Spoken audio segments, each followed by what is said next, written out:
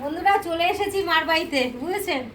আজকে বৃহস্পতিবার, মা তো অনেক কষ্ট করে মন্দিরটা পরিষ্কার করতে হয় না, বাবা আগে করে দিত, মা করে, বাবাও করছে। আসুন ভিতরে।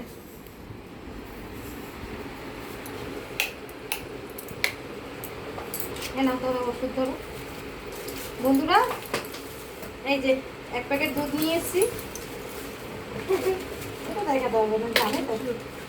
এই যে অনেক ওষুধ। কালকে পটল আলুর তরকারি একটু তুলেই রেখেছি, কিছু খাওয়ার আগে তুলে রাখি। পটল আলুর তরকারি,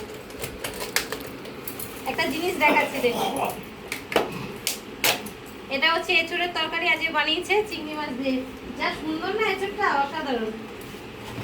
এত নিয়ে এসেছিস কেন? নিয়ে এসেছি, তোমরা খাবে।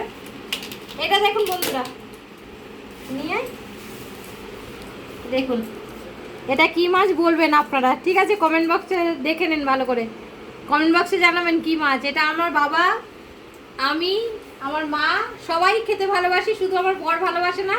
এই জন্য মাছটা কিনে এনেছে আমার বরই। আমার বাবা রান্না করবে বা মা রান্না করবে। কালকে এই মাছটা বলবেন কমেন্ট বক্সে কি মাছ। বাবা দেখো,